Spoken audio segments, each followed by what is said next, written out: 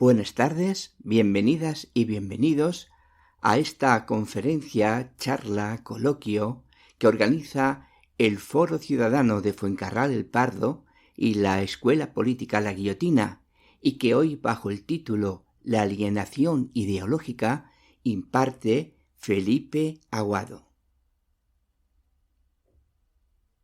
Felipe Aguado es compañero nuestro, tanto del foro como de la escuela, y es filósofo e historiador, catedrático de filosofía, está jubilado en estos momentos, y a lo largo de su vida se ha implicado profunda y permanentemente en las luchas sociales y políticas, especialmente, como no, en el campo de la educación y de la construcción de la utopía.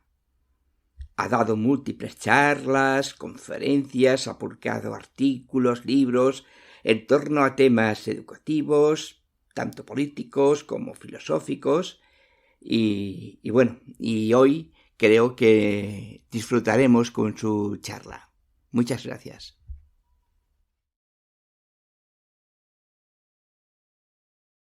Un título un poco sofisticado, pero es que yo creo que tenemos, yo por lo menos me lo planteo, y creo que vosotros también, muchos de vosotros, una campaña de recuperación de las palabras importantes en nuestra historia para la comprensión de la realidad y para la transformación de la realidad. No debemos de huir de las palabras importantes, debemos de recuperar las palabras como clase, lucha de clase, utopía, comunismo, política, etcétera, etcétera, que están olvidadas, tergiversadas y marginadas por el sistema con una estrategia ideológica. Entonces, una de las formas de lucha es, aunque sea muy sencilla, es recuperar las palabras importantes. Bueno, pues entonces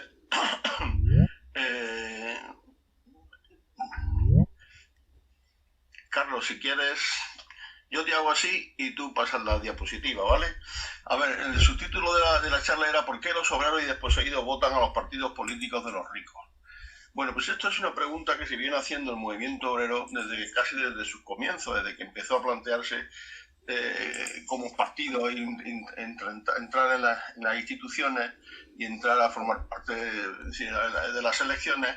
Pues se planteó desde el principio la lucha por el sufragio universal. En principio es por dignidad, es decir, las personas deben de tener todos los derechos posibles. Y en segundo lugar también pues porque pensaron en aquellos momentos, en el siglo XIX, en la segunda mitad, hacia el final del siglo XIX, pensaron que como los obreros y los trabajadores en general eran muchos más, que había un sufragio universal, los partidos que los representaban o que eran de la clase, pues iban a tener una mayor cantidad de votos sencillamente porque los trabajadores eran más. Este razonamiento no ha sido real, es decir, no ha dado sus resultados, sus frutos, porque nunca, en ningún momento, unos partidos obreros que realmente plantearan una transformación profunda de la sociedad nunca han llegado a ganar unas elecciones. En principio pensaron que porque estaba todo un poquito en marcha, pero con el tiempo se dieron cuenta que no había manera, que había otras razones. Tenía que haber otras razones por las cuales la gente no votaba, los trabajadores, los desposeídos no votaban a esos partidos. Eso es lo que vamos a intentar hoy, precisamente. Vamos a intentar profundizar en esta idea, en este planteamiento, para ver qué es lo que puede haber detrás de esta no asistencia, de esta no participación de los trabajadores, esta no votación de los trabajadores a los partidos que teóricamente los representan. Hay muchas pistas al respecto. Una de ellas la encontré hace unos días en una entrevista que le hacían a Noam Chomsky y la he copiado aquí porque creo que es sugerente en este sentido. Y decía Noam Chomsky, si le hubieras preguntado a mi abuela si estaba oprimida, ella no habría sabido ni de qué hablabas. Las mujeres vivían como se suponía que debían, haciéndose cargo de la casa, de los hijos y obedeciendo a su marido. No era opresión, era la vida. Ahí está la clave. Estas personas, ella, su abuela, pero tantísimas más, no entendían que estuviesen oprimidos, alienados, dominados, controlados, sino que las cosas eran así porque así habían sido siempre y tenían que ser así siempre. Y, claro, estas personas no podrían plantearse una transformación de la sociedad o una revolución y un cambio profundo de la sociedad. No era opresión, era la vida. Entonces, nos apunta también Chomsky, como siempre, cuáles son las líneas un poco de trabajo, es decir, descubrir que esto es opresión, requiere un trabajo. Es decir, esto no se descubre así como así, ni en una charla, ni porque era suyo, en un trabajo profundo, que es el que entiendo yo que estamos haciendo con todo este tipo de charlas y de trabajos que estamos haciendo en el foro y en tantos otros grupos y organizaciones. Bueno, el guión de nuestra exposición pues fundamentalmente va hacia el punto de la alienación ideológica. Eso es lo que vamos a tratar, pero no podemos entrar directamente en ello sin previamente aclarar algunas cuestiones, algunos conceptos y algunos elementos que estructuralmente configuran la alienación global. La alienación ideológica es una parte de una alienación global que el sistema provoca en las personas, en el conjunto de las personas. Vamos a ver entonces, por ejemplo, vamos a hablar del trabajo, de la sociedad y los niveles de alienación económica, social y política para poder entrar en la alienación ideológica con una suficiente, entiendo, capacidad, fundamentación teórica.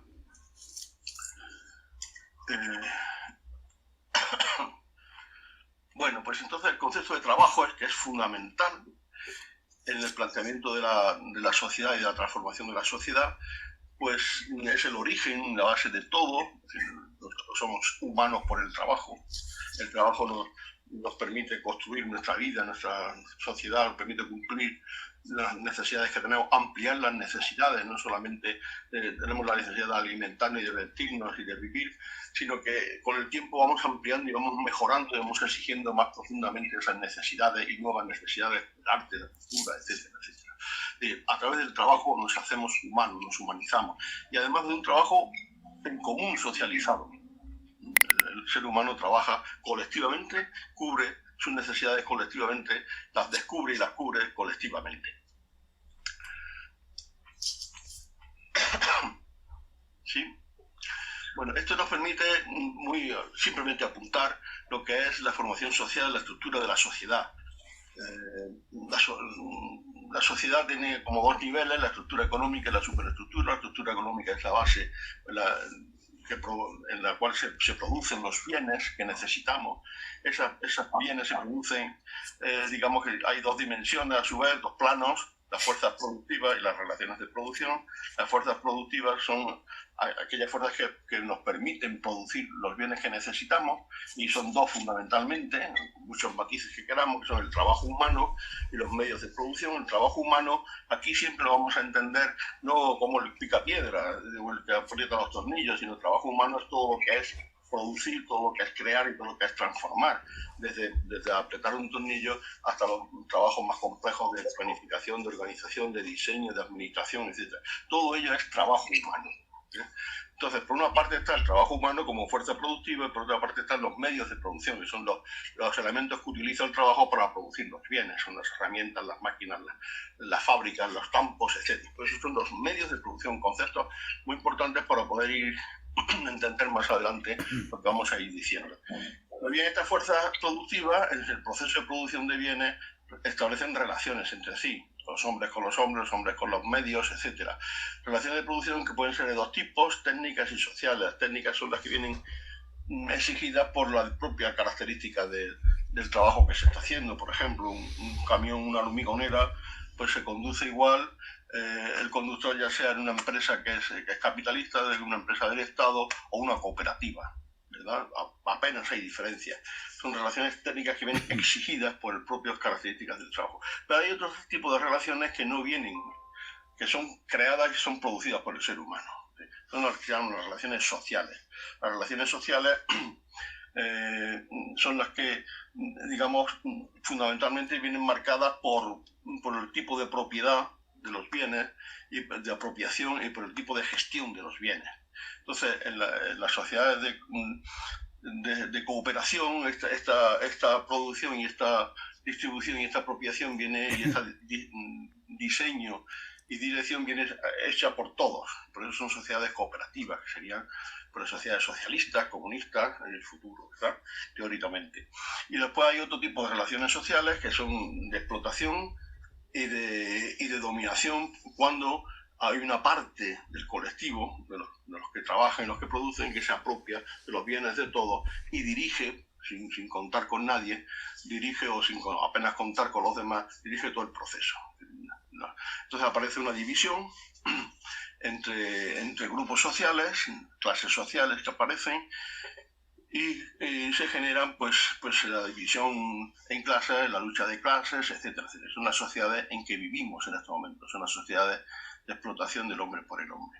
Y esa estructura económica viene amalgamada, organizada, estructurada, defendida y apoyada por lo que se ha llamado la superestructura, que es por una parte la superestructura jurídico-política, que es el Estado, las instituciones, las fuerzas de orden, las leyes, el ayuntamiento, el Congreso, etcétera, etcétera. Eso forma parte de la superestructura jurídico-política, y además de esta, del Estado, aparece aquí, por eso veis por qué es necesario todo lo que estoy diciendo en estos momentos, aparece otro elemento de la superestructura, que es la superestructura ideológica, lo que llamamos más como completamente ideología, que es lo que da un poco la amalgama, el enlace, defiende y une todo el resto de la sociedad.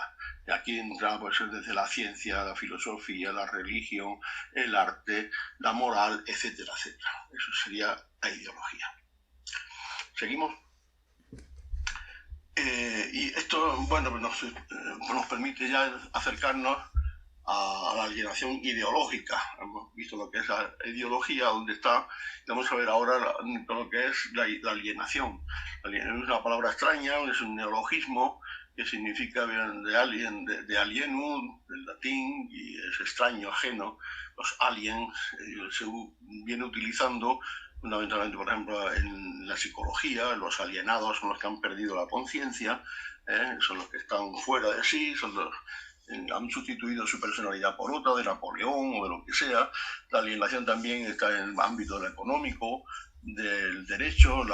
Un bien alienado es un bien que se ha vendido y es un bien que se ha perdido. Yo no tengo ya mi casa, que la aliené, que la vendí. Entonces, como hoy la alienación entra en el ámbito de lo que es propio y se ha perdido o no se ha ganado.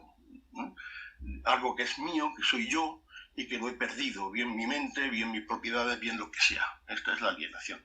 Entonces la alienación pues tiene diversos niveles, un plano económico, de la explotación social, de la desigualdad política, de dominación ideológica, que es donde entraremos, de manipulación y control.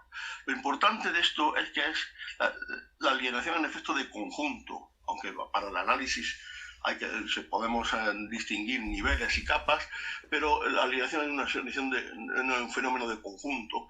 No se puede dar una alienación económica sin un apoyo ideológico, porque si no, no aceptaríamos que ser explotados y no entendiéramos y no creyéramos que lo que estamos haciendo, o lo que están haciendo con nosotros, es lo que deben de hacer. Y que hay un refuerzo mutuo entre las diversas formas de alienación que dan un efecto de conjunto. La alienación es integral. ¿Sí? Empezamos con la alienación económica. A su vez podemos distinguir tres planos, tres niveles del producto del trabajo, del acto del trabajo, y el efecto final, que es la mercantilización del propio ser humano. Voy muy rápido, y supongo que más o menos estamos algo familiarizados con estas cosas, y por tanto voy apuntando para recordar, para recoger ideas que tenemos y poder entender mejor la última parte de la exposición. Recordamos cómo el núcleo económico del sistema capitalista es la empresa. Ya lo decían Adam Smith, los economistas clásicos, el propio Marx. En esto están de acuerdo. Las empresas producen y distribuyen los bienes necesarios para cubrir nuestras necesidades, y en la empresa concurren, por una parte, el capitalista, el dueño o los dueños, en este caso, sociedades anónimas, fondos financieros, en fin, o el capital particular, el capitalista particular, dale igual, y los trabajadores. El capitalista aporta el capital, el medio de producción, lo que hemos dicho antes, el medio de los medios de producción los aporta el capital. Y el trabajador, que aporta la fuerza de trabajo. Que tenemos los dos elementos, recordáis, para producir bienes, que es la fuerza de trabajo, que lo aportan los trabajadores, y los medios de producción, que lo aporta el capital. ¿Y qué reciben cada uno de ellos? Pues el capital recibe el beneficio de la producción y el trabajador recibe el salario. hasta aquí todo parece muy bien, esto lo aceptaría todo el mundo, este esquema, el propio Marx lo acepta. Lo único que pasa es que él no se conforma con esto. Dice, bueno, pero en el fondo, ¿qué es realmente el salario? ¿Qué es realmente el beneficio? ¿Qué es realmente el capital? Y sigue profundizando. Es decir, no se queda en la apariencia final. Vamos a poner un ejemplo para intentar descubrir todo esto. Seguimos con Marx. Marx ponía ejemplos de textiles, de la India, etc. No vamos a entrar en eso porque es otra época. Vamos a utilizar un ejemplo de nuestra época, puede ser un automóvil o un piso. Entonces, si nosotros vamos a un concesionario, por ejemplo, y compramos un coche, supongamos, yo pago 10.000 euros, aquí las cantidades van a ser aproximadas, pero no es lo fundamental. Lo fundamental son los conceptos en los cuales se aplican esas cantidades. Los conceptos sí pretendo ser riguroso y las cantidades pues aproximadas, ¿verdad? Como ejemplo. El coche me cuesta 10.000 euros, pero yo en cuanto empiezo a pensar, digo, bueno, pero este coche que está elaborado al principio fue una especie de materia prima, fue chapa, fue ruedas, fue cables eléctricos, etcétera, energía que aplicaron a esos materiales eléctricos. Es decir, y claro, todo eso tiene un coste, pongamos que es un 30%, son 3.000 euros. Y yo me pregunto inmediatamente, si el coste de la materia prima son 3.000 euros y la materia elaborada, el coche final, son 10.000 euros, ahí hay 7.000 euros entre lo uno y lo otro. Hay un incremento de valor de esa materia porque la chapa del coche es la misma que estaba al principio, pero ahora vale mucho más. ¿Por qué? Porque está elaborada, está trabajada. Y inmediatamente me pregunto, bueno, ¿y dónde está? ¿Cuál es la causa de ese incremento de valor? Y ahí es donde empieza a estar el quid de la cuestión. Y entonces no hay otra causa posible para el incremento de valor que el trabajo. No hay otra cosa más. Es el trabajo. Entendido en ese sentido amplio que decíamos antes, no el atornillar, sino el trabajo en su sentido más complejo y más amplio posible. Entonces vamos a ver cómo se puede distribuir esos 7.000 euros de incremento del valor. De los 3.000 a los 10.000 van 7.000, ha habido un incremento, y aproximadamente pues podemos abrir tres partidas. Una que sería la mano de obra, evidentemente de esos 7.000 euros, la empresa le paga a los trabajadores una cantidad que pongamos que es otro 30%, 3.000 euros. Después la empresa dice, bueno, pues yo tengo que pagar impuestos, tengo que pagar la seguridad social, ayuntamiento, hacienda, etcétera, etcétera. Vamos a ponerle un 20% y nos quedarían otros 2.000 euros que serían así en bruto los beneficios. ¿Vale? Que así está repartido ese incremento de valor. Vamos a seguir avanzando un poquito más. Carlos. Vamos a ver, entonces, si de esos 7.000 euros de incremento de valor le quitamos lo que recibe la mano de obra, 3.000, nos quedan 4.000 euros, que es el concepto que los economistas clásicos ya hablaban de plusvalía. El valor de más, creado y no recibido. El trabajo crea 7.000 euros, recibe 3.000 y nos recibe otros 4.000. Esa es la plusvalía. Un concepto clave en todo lo que vamos a seguir hablando ahora y que se calla, es decir, el sistema lo calla. No oímos hablar de plusvalía por ninguna parte en este sentido, sí plusvalía en el sentido del financiero y de otras cosas. Entonces, esa plusvalía, si recordamos el esquema anterior, estaría compuesto por dos niveles, los impuestos y los beneficios. Cuando decimos, el capitalista dice, es que yo pago muchos impuestos. Y no, usted no paga ningún impuesto, pagan el valor creado por los trabajadores, que son los que pagan todos los impuestos, los que financian el Estado, los servicios públicos y todas las instituciones. En general lo pagan los trabajadores. Los impuestos vienen generados por el trabajo. Y los beneficios, pues también, de alguna manera, vienen generados. Es un trabajo apropiado. De forma que aquellas tres preguntas que se hacían más del esquema inicial, ¿qué es el salario? El salario es la remuneración del trabajo, recogida del valor producido. ¿Qué es el beneficio? Es un trabajo expropiado. Importante. La explotación. Es decir, el beneficio que recibe el empresario, o los empresarios, o el conjunto, o lo que sea, de la institución que sea, es un trabajo expropiado. Los trabajadores en su conjunto producen ese valor, no lo reciben y lo recoge el capitalista en forma de beneficio. Es un trabajo expropiado, es un valor expropiado. No es del capital, es del trabajo. Aunque el sistema permite que se lo apropie, incluso le da una cobertura legal para ello y una cobertura ideológica para ello. ¿Y el capital qué es? Ese capital que son bien medios de producción que aportaba supuestamente el capitalista al formar la empresa, pues es trabajo expropiado acumulado. Porque ese beneficio el capitalista puede hacer un uso indiscriminado a varios niveles, puede dedicarse a dar una gran vida, puede dedicarlo a pagar un préstamo que pidió para montar la empresa, o puede ir acumulando para montar otra empresa. Entonces el capital es trabajo expropiado, en su origen de beneficio, y se va acumulando en el tiempo. Porque no hay más valor que el producido por los trabajadores, y todo lo demás son apaños mentales y apaños legales y apaños económicos. Bien, pues esta es la alienación del producto del trabajo, es decir, el trabajador produce y se le expropia. Buena parte de lo que ha producido se le expropia. Aquí es el origen de la explotación. El trabajador está explotado porque pierde lo que ha producido. Pero no solamente pierde lo que ha producido, sino que también pierde una dimensión humana fundamental, que es la creatividad. Porque el ser humano pierde también, no hace su trabajo, no lo planifica, lo diseña, lo participa, lo comprende, lo valora, lo evalúa, lo replantea, no crea, no hace su trabajo, hace el trabajo que le ordenan hacer. De una dimensión humana fundamental, que es la creatividad, es inherente, forma parte de la dignidad y del proyecto de las personas, del ser humano. Eso lo perdemos en el trabajo, mayoritariamente. Nos dicen qué es lo que tenemos que hacer. Somos unos meros ejecutantes, unas máquinas. De aquí se recuerda la película famosa de Charles Chaplin, ¿no? Cuando está en la rueda, en la máquina, haciendo pum, pum, pum, pum, pum, pum, pum, esas operaciones que nos llamaban tanto la atención, ¿verdad? Y es más, no solamente estamos alienados en el acto del trabajo, sino que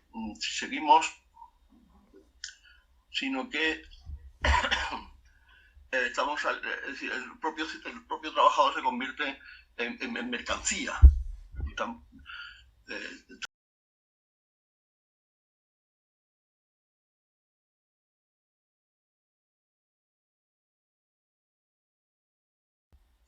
El efecto de lo anterior, el trabajador queda convertido en mercancía. El producto del trabajo se lo ha apropiado el capitalista, en su complejo capitalista, en ese sentido amplio y complejo que estamos diciendo, y lo vende en el mercado como suyo. El automóvil, en nuestro ejemplo, lo vende la empresa, la Ford o la SEAT, va y lo vende en su concesionario como si fuera suyo. Es decir, la mercancía se separa del productor, no recuerda que ha sido hecha por obreros. Genera una ilusión de autonomía. El coche es independiente de los trabajadores. Esto es lo que Marx analiza de una forma magistral, uno de los pasos más importantes de la historia de las ideas. Es un comienzo del capital que se llama el fetichismo de la mercancía y su secreto, en las páginas 70, 80 del primer tomo del Capital. Entonces, ¿qué es lo que ocurre aquí? El producto se separa del trabajador, toma una autonomía y parece que está ahí solo. Ese es el fetiche. Tiene vida de por sí, no recuerda cuál es su origen. Se hace como algo propio, como algo independiente y autónomo. De tal manera que cuando nosotros vamos a un mercado, compramos una lavadora o cualquier objeto, no nos damos cuenta que no estamos comprando una lavadora. Estamos comprando trabajo de otras personas que están proyectados en esa lavadora. Esto está perdido en las sociedades capitalistas. Es decir, no recordamos, no somos, no recogemos, no nos damos cuenta de que estamos en una comunidad y que todo lo que hay está producido por seres humanos. Y cuando nosotros compramos algo, es algo que han hecho otros seres humanos. Y entonces pierde de calidez, queda enfriado, queda como un objeto, queda como algo separado de la humanidad, como algo que parece que tiene una vida propia, como si hubiese surgido de la nada. No, lo han hecho personas, lo han hecho personas, lo han hecho personas.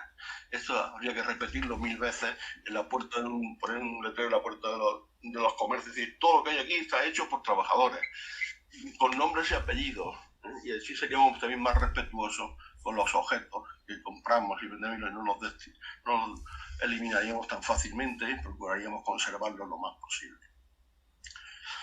Bueno, sigamos. Entonces, pasamos al segundo plano de la alienación económica, la alienación social, la desigualdad. La explotación del hombre por el hombre, que la alienación económica genera la desigualdad, la alienación social. Depauperización, marginación, desposesión, precariedad, etcétera, etcétera. Y esto hace que, es decir, por efecto de la explotación y la expropiación, la sociedad se divide en clases. Rompemos la comunidad humana, esa comunidad inicial del ser humano, esa necesidad que tenemos de crear, de vivir en una comunidad, en un conjunto de iguales, se rompe mediante la explotación y la expropiación. Y se generan clases sociales.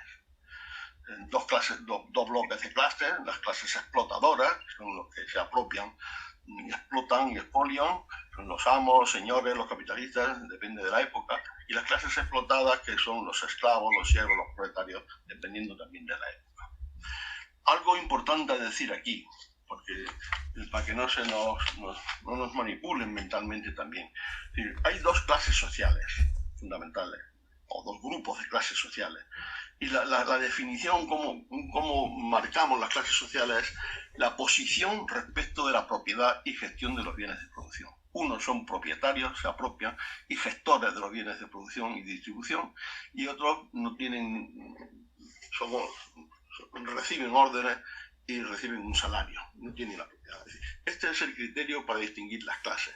De que no nos engañen diciendo clase alta, clase baja, clase media alta, media baja. Todo eso son, digamos, apaños de los sociólogos en general para, digamos, analizar la sociedad, pero hacer el efecto secundario que nos hace perder la perspectiva de que las clases están marcadas por la explotación y la alienación económica y social. Tampoco es otra según los ingresos, es decir, el que tiene más de 10.000 euros, más de 5.000, más de 2.000, menos de 1.000, otro escalafón. Sí hay hasta 80 clasificaciones de los seres humanos, pero todos ellos lo que hacen es escondernos realmente las clases sociales en su genuina formación y exposición, que es la posición que tienen unos y otros, tenemos unos y otros respecto de la propiedad y gestión de los bienes de producción. Unos son propietarios y gestores y otros recibimos y nos mandan de lo que tenemos que hacer. Esta teoría, estas clases sociales, digamos ya casi 2 siglos o siglo y medio, pues ha ido evolucionando con el tiempo, se ha ido profundizando, se ha sido muy discutida.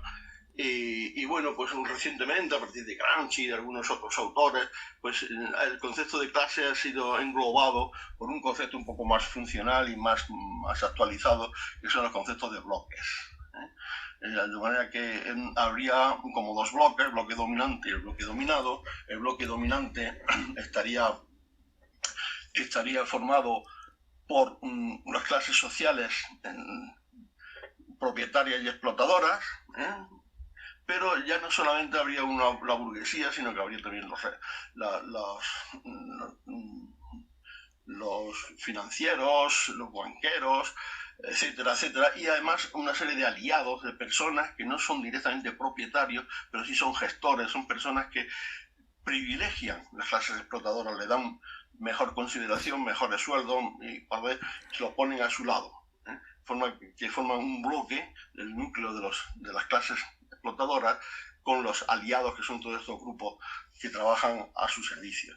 Y contrapartida también las clases explotadas, digamos, forman un bloque dominado, que son los obreros, los campesinos, pero también los pequeños propietarios, empresarios, comerciantes, funcionarios intelectuales, todos aquellos que reciben un estipendio por su trabajo, el grado que sea, y que no tienen capacidad de decidir en la gestión de las empresas y en las decisiones que se toman en esas empresas. Claro, todas estos 2 grupos de clases están muy notablemente diferenciadas en cuanto al uso y goce de los bienes comunitarios. Los ingresos económicos son muy dispares, en cuanto a la vivienda, en en cuanto a la ropa, en cuanto a la salud, en cuanto a la educación. Ahora estamos leyendo estos días como el cáncer también tiene clases. Depende de la clase social en que estés, así el cáncer y su curación te afecta de una u otra manera. Pero eso es un mero ejemplo, es decir, en todos los ámbitos la sociedad está dividida, está generando la desigualdad. También interviene en efecto la globalización sobre las clases sociales. No podemos entrar en todo ello, pero sí es cierto que ahora las clases sociales han superado los marcos de los Estados-nación y se han mundializado. Bueno, la esencia sigue siendo se sigue manteniendo, aunque con unas características diferentes, pero que ahora no podemos entrar en ello. Me queda por decir en este aspecto pues un concepto importante de otros los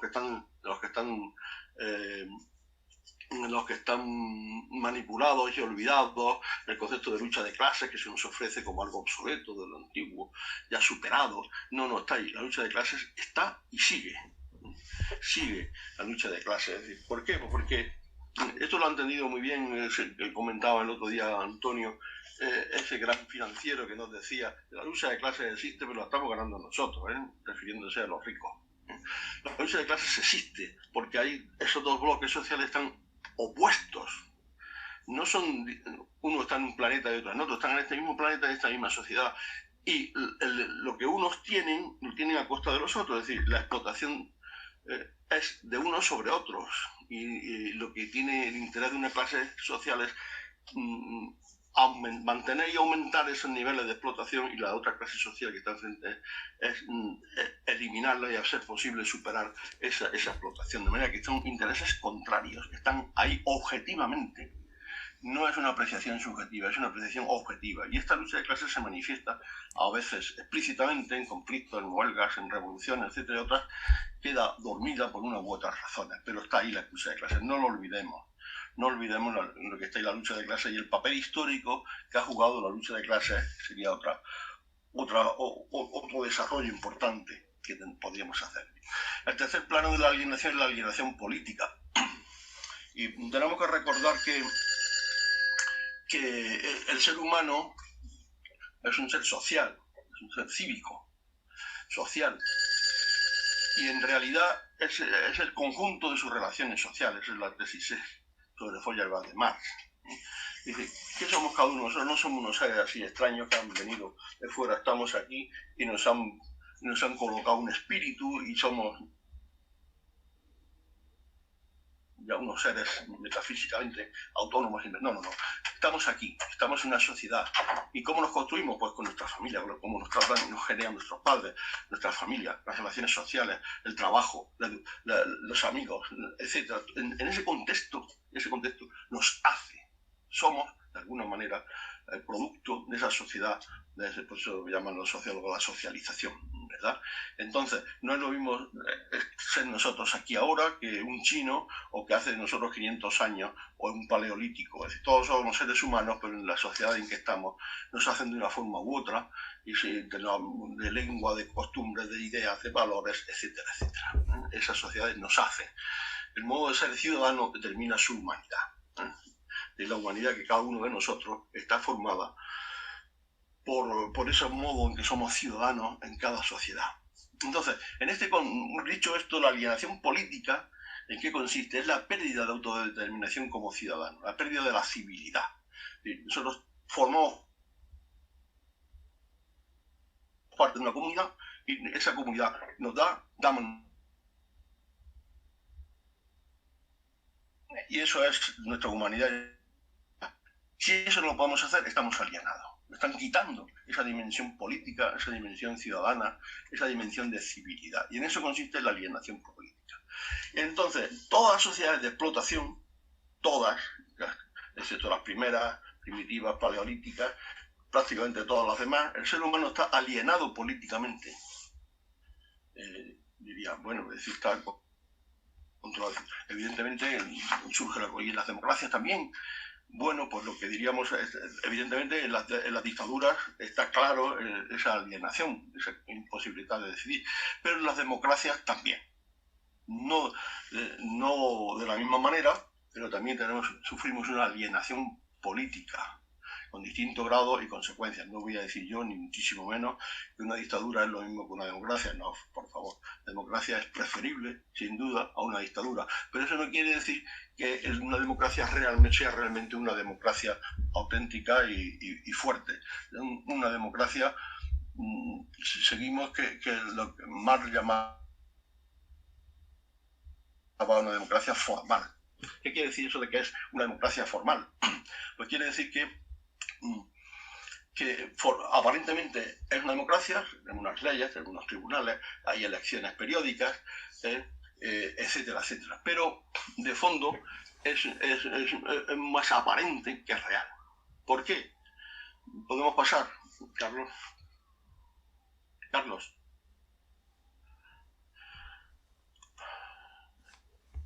La siguiente diapositiva, por favor. Bueno, esta democracia formal, externa, superficial, que no llega a la profundidad de la decisión personal, la anterior, Carlos. ¿Por qué es formal? Pues Marx nos decía, y otros autores posteriores completan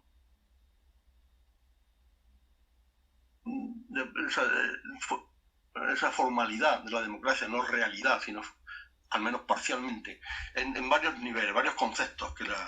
Por una parte, en la idea de que la representación es una alienación. Es decir, nosotros tenemos una capacidad de analizar las cuestiones sociales del conjunto, y si no lo hacemos, estamos perdiendo. Es decir, cuando elegimos a alguien que decide por nosotros, un diputado, un concejal, etcétera, etcétera, estamos perdiendo ciudadanía, estamos alienando nuestra capacidad de decisión. No importa que nos elijamos cada 4 años. ¿Por qué no importa? Pues porque cada 4 años el desarrollo político nos provoca una inmadurez política de los ciudadanos. Nosotros cada 4 años, cada 2 años, si votamos, somos niños políticamente, no nos desarrollamos porque no se sabe lo que no se practica cotidianamente. En la enseñanza sabemos que hay que practicar, no vale solamente con que nos digan cosas mentalmente, si no las practicamos. Una suma es juntar varios elementos.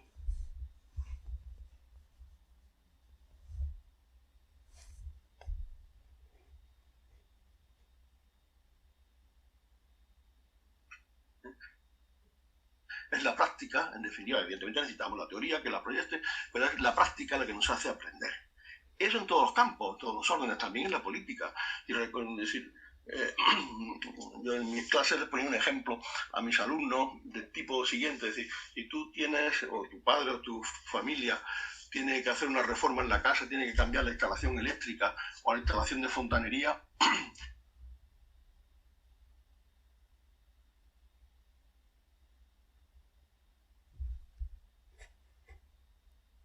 y otro que la hizo ayer, antes de ayer, el día anterior, etcétera. ¿A quién escogería? Evidentemente, al que tiene experiencia. ¿Por qué? Porque sabe hacerlo y tiene esa práctica. Cada 4 años nos va a meter en la pata seguramente, porque no sabe. Hay que practicar para saber. Y lo mismo pasa en la política. Para ser político, pues todas las dimensiones humanas, si no las practicamos, no las desarrollamos. Y entonces, si no practicamos la política día a día, si no participamos, gestionamos día a día las cosas, las que nos afectan, y todas en general, pues no somos políticos, nos quedamos en niños, en personas inmaduras políticamente. Y estas personas inmaduras políticamente pueden ser manipuladas con facilidad. Las campañas electorales son un ejemplo de manipulación mental de los ciudadanos, que son unos infantes políticos y que se les puede engañar con bastante facilidad. Luego las campañas, lo que se prometen.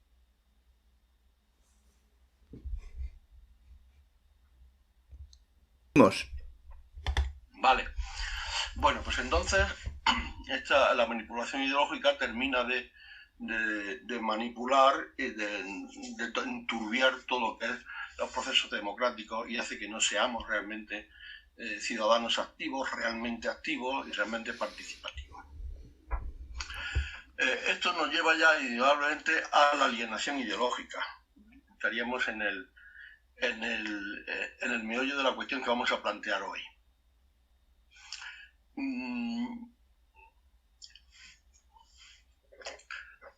Vamos a ver dos conceptos, el concepto de ideología por una parte y el concepto de alienación ideológica por otra. ¿Qué vamos a entender por ideología? Ya dijimos algo, si recordáis, en aquel sistema de la formación social estaba arriba del todo, la ideología como esa argamasa que une todo un sistema. La ideología es el conjunto de ideas, en sentido estricto, de representaciones, de valores, de actitudes, que rigen el comportamiento de las personas y los grupos sociales en sociedad. Es decir, todo lo que hacemos, nos hacemos guiados por una concepción que tenemos de la sociedad, del hombre, del ser humano, de la sociedad, del trabajo, de la familia, etc. Estas ideas y valores que tenemos guían nuestro comportamiento, lo que vamos a hacer, cómo nos vamos a comportar. Esta es la ideología. Y entonces nosotros vamos a hablar aquí de una alienación ideológica, que las ideas y valores que tenemos, la ideología que tenemos, no es la que nos correspondería tener como ciudadanos y como personas libres, y lo que tenemos es una ideología, un conjunto de ideas y valores que hemos asumido, la generalidad de los ciudadanos la han asumido, propia de las clases dominantes. Las clases dominantes generan una manera de ver el mundo, la sociedad, la historia, el trabajo, las relaciones personales, todo eso se genera socialmente, está generado por las clases dominantes, de alguna manera, directa o indirectamente, y son favorables a sus intereses y las hacemos nuestras y vivimos según esas ideas. Por eso decía yo el otro día que somos capitalistas, no que seamos capitalistas en el sentido económico de la palabra, no somos propietarios, pero sí tenemos las ideas del sistema capitalista, las ideas que de media, es decir, no todos, ni de la misma manera, pero sí tenemos las ideas que el sistema nos quiere dar. En la siguiente diapositiva pues reproduzco una frase. La ideología dominante de una sociedad es la de su clase dominante. Marx escribe uno de los grandes libros de la historia del pensamiento, que es la ideología alemana, y ahí hay una frase en la página 50 de la edición de Grijalbo, y escribe una de las frases más. Es un libro que a mí me abrió la mente hace más de 50 años, y esta frase, este párrafo que tengo aquí, es de una capacidad, de una síntesis, de una capacidad de sugerir y de analizar, que a mí me ha fascinado siempre. Y su frase, él dice así, dice: las ideas de la clase dominante, podemos decir ideas y valores, completar un poco, de la clase dominante o del bloque dominante, si queremos actualizar los conceptos, son las ideas y valores dominantes en cada época. Eso es lo que estamos afirmando. Esto es lo que estamos afirmando. Las ideas que nosotros tenemos son las ideas que nos suministra la clase dominante. Dice en otros términos, la clase que ejerce, o las clases o el bloque que ejerce el poder material dominante de la sociedad, es decir, los que son propietarios de los medios de producción, ese es el poder material. Es al mismo tiempo su poder espiritual dominante, y aquí está la clave de la cuestión. Es decir, las clases que poseen los medios de producción material también poseen los medios de producción espiritual. Y entonces hacen una simbiosis en que aparentemente aparecen separadas, pero en el fondo están unidos. Uno y otro se trasvasan. Los medios de poder espiritual dominante van a ser propiedad directa de los mismos que poseen los medios de propiedad material, o bien van a ser controlados indirectamente por ellos, como ahora veremos. Sigue diciendo Marx: la clase que tiene a su disposición los medios para la producción material, los medios de producción, dispone con ellos al mismo tiempo de los medios para la producción espiritual, producción de ideas y valores, lo que hace que se le sometan al propio tiempo, por término medio, las ideas de quienes carecen de los medios necesarios para producir espiritualmente, que son la inmensa mayoría de la población. Están sometidos, ellos no producen, reciben, y reciben las ideas generadas e interesadas de las clases dominantes. La siguiente diapositiva, cuando explicamos esto, bueno, es lo que acabamos de decir. Si quieres, pasamos a la siguiente diapositiva, Carlos. ¿Y cuáles serían entonces, es decir, los medios de producción espiritual? ¿Cuáles son? Bueno, estamos hablando de poder material, de poder espiritual, ¿Y cuáles son los medios de producción espiritual? Los medios de producción material producen cosas, casas, lavadoras, y los medios de producción espiritual producen ideas y valores, y los producen y los transmiten. Son aquellos instrumentos y agentes sociales que producen y transmiten la ideología. Los más importantes son estos que tenéis aquí, el sistema educativo. El sistema educativo nos ofrece una visión del mundo, del ser humano, de la sociedad, de la historia, de las cosas que debemos hacer, las cosas que son buenas, las cosas que son malas, etcétera, etcétera. El sistema educativo ha generado y transmite las ideas y valores del sistema común. Los medios de comunicación, pues lo mismo, ya lo veíamos en días anteriores con Antonio, ¿verdad? Cómo desinforman, no informan, las callan, manipulan, etcétera, etcétera, y nos dan una visión de la realidad completamente distorsionada. Las iglesias, asociaciones ideológicas, partidos, asociaciones culturales, etcétera, también producen, qué duda cabe, ¿no? Eso no hay ni que argumentarlo, ideas y valores sobre la sociedad, sobre el ser humano y sobre el comportamiento de la gente. Antes, hace más de 2 siglos, era el núcleo principal de producción y transmisión de ideas y valores, la Iglesia. Hoy ha sido ya superado en parte por el propio sistema educativo y por los medios de comunicación de masas. La familia realmente no es un medio en general de producción de ideas, pero sí es la caja de resonancia donde se retransmiten prácticamente uno de los caminos, de los cauces por los cuales se transmiten las ideas y valores dominantes. Y hoy día, de hace 20 años para acá, o más o menos, la red supone también otro cauce de difusión, otra caja de resonancia de las ideas y valores del sistema. No se nos olvide nunca eso. La red, de alguna manera, es un instrumento al servicio de las clases, de las ideas y valores de las clases dominantes. Entonces, esa conexión entre los que poseen los medios de producción material, los que poseen los medios de producción espiritual, ¿cómo se establece? Pues decíamos unas veces directamente, porque el sistema, las medios de comunicación de masas son propietarias de las clases dominantes, los grandes propietarios. Las iglesias y asociaciones ideológicas están asociadas históricamente a las clases dominantes. El sistema educativo está diseñado, difundido, el qué, el cómo, el cuándo, los currículos, etcétera, están diseñados por el Estado. Y el Estado es el transmisor, es el enlace entre las clases dominantes y las clases dominadas en cuanto a ideas y valores. Y el Estado es siempre, históricamente lo ha sido, es la estructura, la organización de clase de las clases dominantes. Entonces el Estado no es neutro nunca. Eso también es importante aprenderlo. El Estado no es neutro, el Estado es un servidor de las clases dominantes. Globalmente, hay algunos resquicios que se les pueden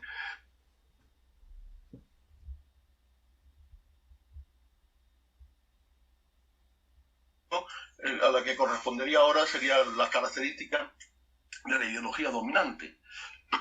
¿Cómo lo podemos definir? ¿En qué se nota que la ideología dominante? Hay un concepto global que logró un sociólogo, un politólogo, muy claro, muy definitorio, que es el individualismo posesivo. Existe el núcleo del cómo somos y cómo pensamos y cómo queremos y cómo deseamos, es que se nos ha generado un individualismo, vivimos como individuos, no como sociedad, sino como individuos, ¿eh? Y además individuos que quieren, que poseen, que tienen ansia de poder, de poseer, ¿eh? Somos individuos que queremos poseer. Este sería el núcleo de la ideología dominante. Podemos desglosarla en lo económico y social, el egoísmo, la competitividad, la insolidaridad, frases tan acuñadas, tan históricas como el hombre es un lobo para el hombre, es puramente egoísta, ¿verdad? Insolidaria, los triunfadores y perdedores, ideología de los países originarios, de los países anglosajones que se lo han extendido por todo el mundo, conceptos como que la caridad bien entendida empieza por uno mismo y muchas otras ideas que hablan del egoísmo, la competitividad. El egoísmo posesivo lo que refleja es una mentalidad conformista y no participativa. Siempre hubo ricos y pobres, es imposible cambiar el sistema, no merece la pena intervenir en políticas y todo eso nos desmoviliza políticamente y nos conformamos con lo que tenemos, no queremos participar. Y en lo ideológico es una mentalidad acrítica, que no piensa por sí, sino que acepta las ideas establecidas. El valor fundamental es el tener, lo que Piketty llamaba también muy acertadamente, un término que creo que es muy acertado, el propietarismo. Estamos marcados por la necesidad de tener propiedades, de tener cosas, de tener, antes que ser. Esa frase es el título del libro de tener o ser, ¿verdad? La propiedad, el dinero, la buena vida que ellos proporcionan, el éxito social que representan, todo eso está en torno al tener, a la propiedad, tener mi casa, mi coche, esto es lo que mi segunda vivienda, todo eso es tener. No buscamos ser personas, ser solidarios, ser participativos, sino tener. Y por otra parte, en la otra cara está el miedo a perderlos. Por eso son muy listos cuando se dice, oye, que no votéis y no votéis a estos partidos que os van a quitar la segunda vivienda, que os van a quitar los ahorros que tenéis. Es decir, el miedo a perderlos que cimenta el egoísmo y el conformismo. Atravesando todo esto aparecen el marxismo, el racismo, etcétera, como formas concretas y transversales de todos estos todo este propietarismo y todo este miedo a perder la propiedad. El racismo, en el fondo, es esto lo que se manifiesta.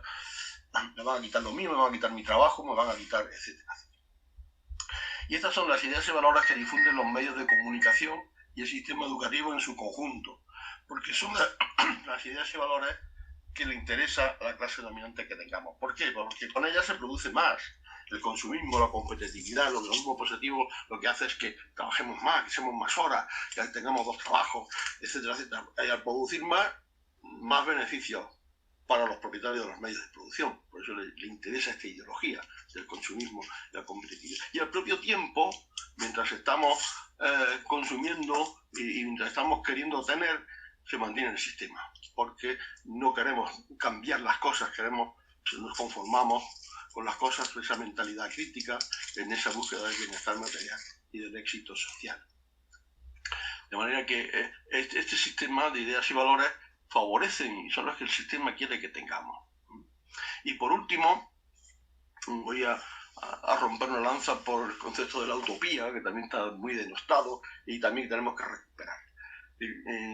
Paul Ricoeur, un filósofo que ha estudiado todo este campo mucho y ha aportado cosas muy interesantes, y establece la dicotomía entre ideología y utopía, ya basándose en Mark Mangey y otros autores anteriores.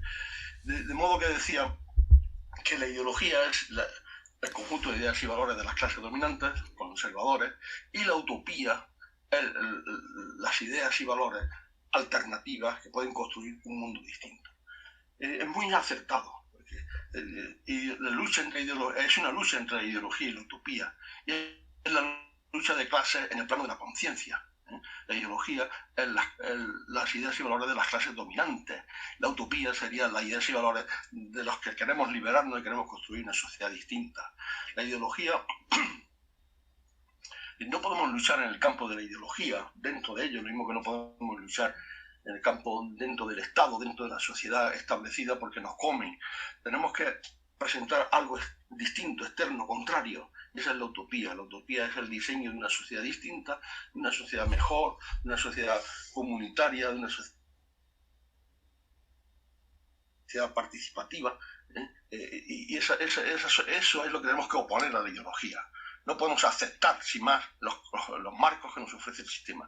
No tendremos que luchar con él, todo lo que queramos, ciertamente, pero hay que hacerlo de una perspectiva externa, desde fuera del propio sistema, para que luego luchemos contra él dentro de él, pero tenemos que construir un mundo distinto, una mentalidad, unas ideas, unos valores, unas formas diferentes, comunitarias, participativas, etcétera, que es en definitiva lo que hacemos en el foro y lo que hacemos en estos sitios, es decir, crear una sociedad distinta, extraña, a la ideología del sistema establecido, y es lo que nos puede permitir luchar contra él y generar una nueva sociedad, un nuevo mundo, ¿verdad? Yo con esto terminaría. Espero no haber sido demasiado pesado, ha ido muy rápido, muchas de estas cosas requerirían una profundización mucho mayor, pero bueno, las he dejado ahí apuntadas, como también se pedía la posibilidad de abrir a partir de aquí algún taller o alguna fórmula para profundizar. Yo creo que yo aportaría dos ideas al respecto de lo que está diciendo, por ejemplo, ese texto de Marx de la ideología alemana, las ideologías dominantes de cada época son la ideología de las clases dominantes, es el fragmento de la ideología alemana. Creo que puede dar un juego estupendo para poder reflexionar, para poder profundizar, para poder contrastarlo, para poder analizar, etcétera, etcétera. Podría ser uno de los elementos de un taller, y si no, pues una cosa un poco más concreta sería lo que hemos estado viendo hace dos diapositivas. Carlos, si quieres pasar para atrás, las características actuales de la ideología dominante, que hemos estado viendo, y esto que hay aquí, está apuntado sin más. Podríamos hacer un trabajo de análisis, de contrastación, de si estamos de acuerdo, si no estamos de acuerdo, de profundización de todo ello y de caracterización más a fondo de todo esto. Me parece que sería un trabajo muy importante de formación y de generación de una mentalidad crítica, que es lo que estamos planteando, ¿verdad?, en este grupo de trabajo. Así que bueno, yo ofrezco esa iniciativa a lo que os parezca.